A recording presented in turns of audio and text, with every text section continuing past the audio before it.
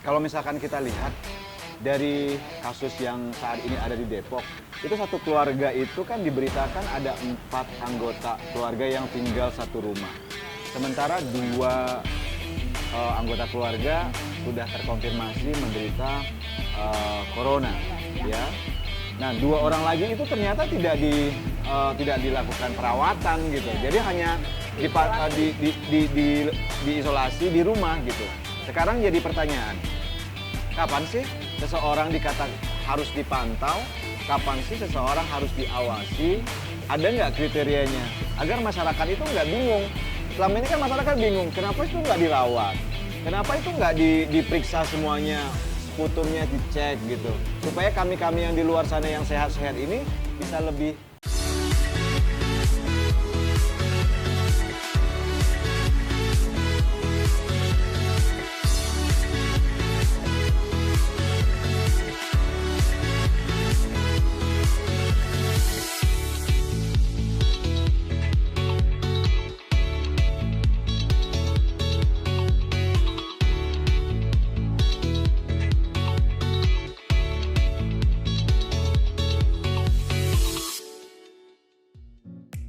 Ada nggak sih guideline atau panduan dari Kementerian Kesehatan atau WHO untuk kasus-kasus seperti ini?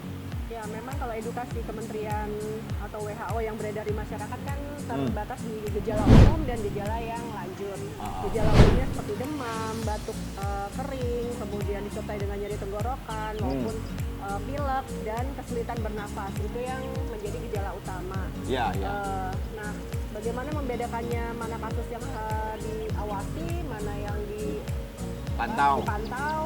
Nah, itu kan tergantung dari beratnya penyakitnya dan faktor resiko yang dimiliki oleh si pasien. Misal adalah ada riwayat bepergian ke daerah yang pandemi atau tidak, kan dok? Pandeminya apa aja sih dok?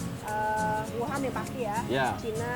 Jadi banyak negara sih. Nanti kita tulis di atas ya, di atas studio ini kita tulis negara mana aja yang saat ini sudah mengkonfirmasi virus corona di negaranya. Jadi memang seperti yang disampaikan oleh Dr. Upik ya, teman-teman, itu ada yang pasien yang diawasi, ada orang yang dipantau. Bedakan nih, pasien yang diawasi atau orang yang dipantau ya. Kalau pasien berarti dia ini sudah suspected ya. Suspected, sudah curiga nih. Apa aja kriterianya? Pertama demam ya. Demam lebih dari 38 derajat. Ya, demam lebih dari 38 derajat. Batuk pilek. Intinya semua gejala umum yang tadi disebutkan. Disertai dengan adanya pneumonia kan? Ya, disertai baik dengan sedang, baik ringan sampai berat. Nah, itu ditambah kalau misalkan ada tadi riwayat perjalanan ke Cina, ke Singapura, Malaysia yang sudah terbukti ada. Ke Italia juga ya? Ya, Italia, Iran, ya. Dokter dong. Itu kan sebelum ya. Sebelum ya. Yang penting 14 hari sebelum onset terjadi, sebelum gejala terjadi, itu ada riwayat berpergian ke negara-negara ini. Iya, karena memang banyak pertanyaan juga, berapa lama sih masa inkubasinya? 14 hari. 14 hari. Jadi ada juga yang bilang sampai 18 hari. Iya, ya. 14 sampai 18 hari. Saya itu kemarin tuh udah lebih dari 14 hari. Tidak ada gejala. Tidak ada gejala, jadi berarti saya yang diawasi, pantau. Atau gimana? Ada yang lain nggak? Ada kriteria yang lain nggak? Kriteria yang lain adalah kalau ternyata terbukti ada kontak dengan penderita, ya, dengan penderita atau pasien yang sudah terkontaminasi atau terkonfirmasi menderita COVID-19. Oke. Terutama untuk tenaga medis ya. Ya. Apalagi yang bekerja pada rumah sakit rujukan. Ya. Rumah sakit rujukan yang memang merawat pasien-pasien terduga atau memang sudah terkonfirmasi dari COVID-19 ini ya.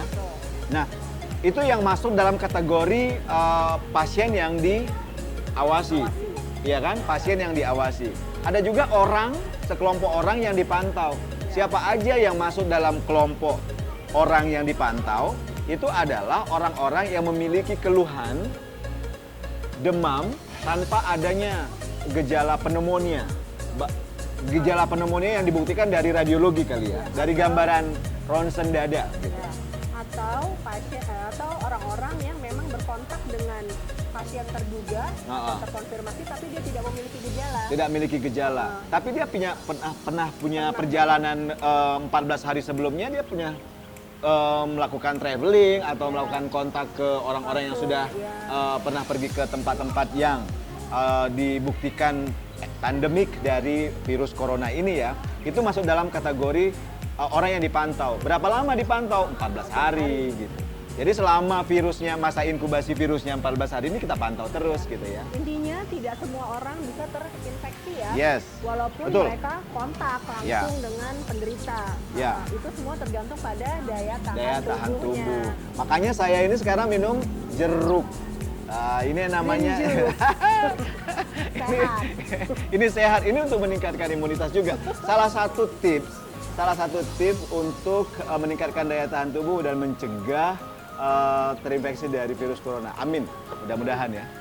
Baiklah Dr. Upik, itulah yang mungkin yang bisa kita bahas kali ini. Mudah-mudahan apa yang kita bahas kali ini bisa memberikan manfaat yang luar biasa bagi masyarakat luas dan masyarakat Indonesia di luar sana.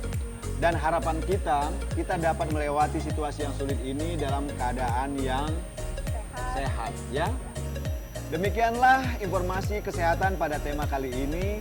Masih banyak informasi kesehatan yang dapat Anda cari di channel Halo Dr. Yusuf. Untuk itu, dukung terus channel Halo Dr. Yusuf dengan cara subscribe, komen, like, and share agar channel ini dapat memenuhi ekspektasi masyarakat Indonesia. Untuk itu, tunggu video berikutnya. Salam Dr. Yusuf.